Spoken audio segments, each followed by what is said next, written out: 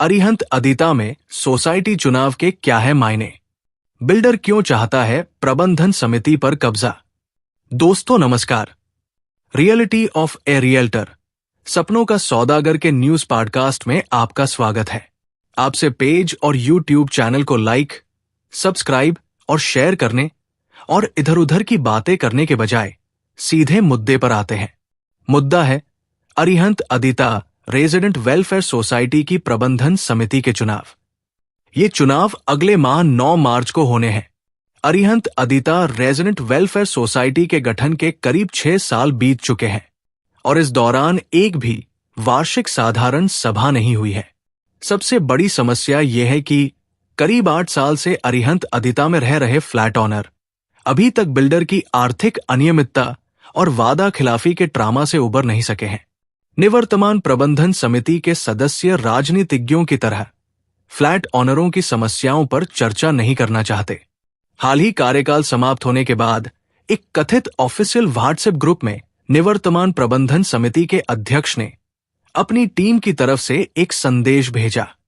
इस संदेश में उन्होंने अरिहंत अदिता की खूबसूरती, हर त्योहार पर मस्ती, अपनेपन और सेवाभाव का उल्लेख तो किया, लेकिन स्थापना काल से ही बरकरार मीठे पानी की समस्या और बिल्डर के खिलाफ बकाया करीब 5 करोड़ रुपए की कोई चर्चा नहीं की।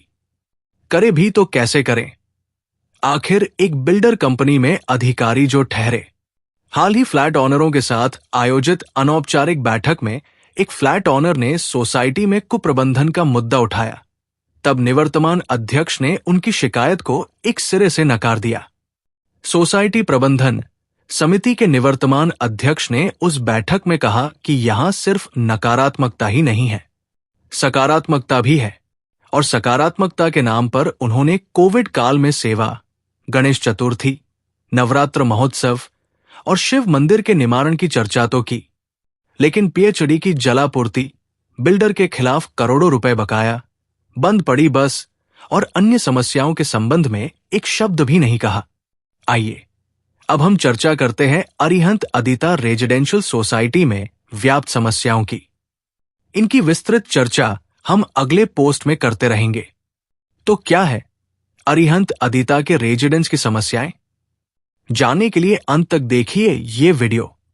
अरिहंत अदिता रेजिडेंशियल सोसाइटी में फ्लैट बेचने से पूर्व प्रोमोटर और बिल्डर की ओर से दिखाए गए सपने और वर्तमान में हकीकत कुछ और ही है। बस सेवा करीब 3 साल से बंद है। अरिहंत अदिता के रहवासियों की सुविधा के लिए प्रदान की जाने वाली बस सेवा अब पूरी तरह से बंद हो चुकी है, जिससे बुजुर्ग निवासियों को भारी असुविधा हो रही है। सोसाइटी का सीवरेज ट्रीटमेंट प्लांट एसटीपी करीब 1.5 साल से बंद पड़ा है। इससे गंदगी का प्रबंधन नहीं हो रहा और पर्यावरण प्रदूषित हो रहा है। पानी की बचत भी नहीं हो पा रही है।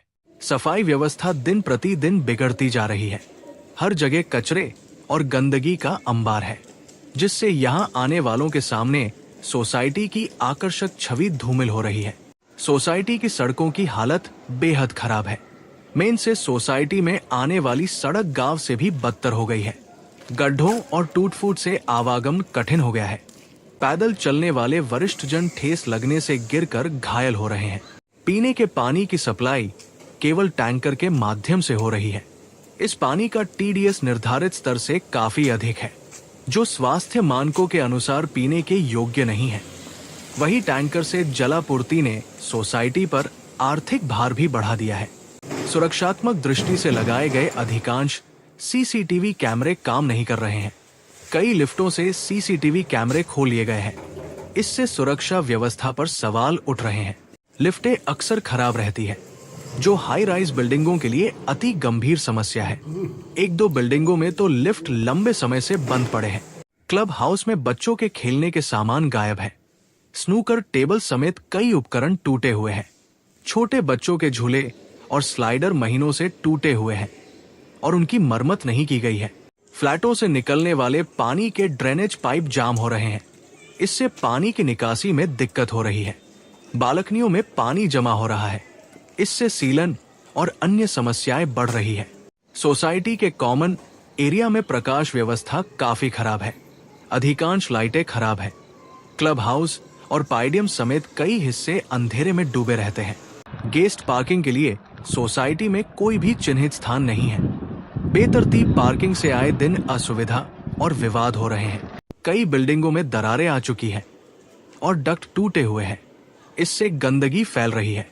इनकी मरम्मत के लिए ठोस कदम नहीं उठाए गए हैं। पोडियम पार्किंग में बारिश के दौरान और ऊपर गार्डन की सिंचाई के दौरान पानी का रिसाव होता है। इससे पार्किंग के फर्श टूट रहे हैं। सोसाइटी की सभी नालियां जाम हो चुकी है। उनके ढक्कन भी धंसे हुए और टूटे पड़े हैं। इससे हादसे की संभावना बनी रहती है। रेन हार्वेस्टिंग सिस्टम केवल दिखाने के लिए है। इसे नियमानुसार बनाया ही नहीं गया है। इसके लिए बने टैंक में कभी पानी भरा ही नहीं। उसमें कचरा जरूर भरा पड़ा है।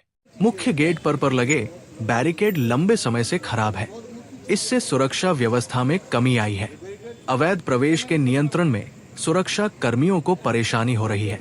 सोसाइटी में बिजली आपूर्ति के लिए स्थापित हाई वोल्टेज के 2 ट्रांसफार्मरों में से एक करीब 1 साल से जला पड़ा है। इसकी मरम्मत आज तक नहीं करवाई गई है। दुर्भाग्यवश दूसरा ट्रांसफार्मर भी खराब हो गया तो अरिहंत अदिता वासियों को भारी परेशानी का सामना करना पड़ सकता है। वही एक छोटा ट्रांसफार्मर भी खराब पड़ा है। बिल्डर ने प्रोजेक्ट शुरू करने से पहले अरिहंत अदिता आवासीय परियोजना के लिए राज्य स्तरीय पर्यावरण प्रभाव मूल्यांकन प्राधिकरण से पर्यावरणीय मंजूरी मांगी थी।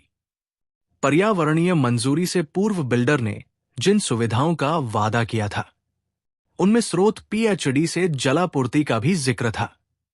लेकिन इस संबंध में बिल्डर और सोसाइटी प्रबंध समिति ने कागजी खानापुरी के अलावा कुछ नहीं किया। यहां तक कि बिल्डर ने जोधपुर विकास प्राधिकरण द्वारा निर्धारित निर्माण शर्तों का भी उल्लंघन किया और बिना अनुमति कई निर्माण किए। राज्य स्तरीय पर्यावरण प्रभाव मूल्यांकन प्राधिकरण ने बिल्डर को एक प्रश्नावली दी थी। इसके जवाब में बिल्डर की ओर से साफ लिखा गया था कि प्रतिदिन 688,000 लीटर पानी की आवश्यकता होगी। इसकी आपूर्ति का स्रोत पीएचडी होगा। लेकिन करीब 10 साल बीत जाने के बाद भी ऐसा नहीं हुआ। टैंकर से जलापूर्ति पर सोसाइटी को अनावश्यक रूप से करीब 50 लाख रुपए सालाना का अतिरिक्त भुगतान करना पड़ रहा है।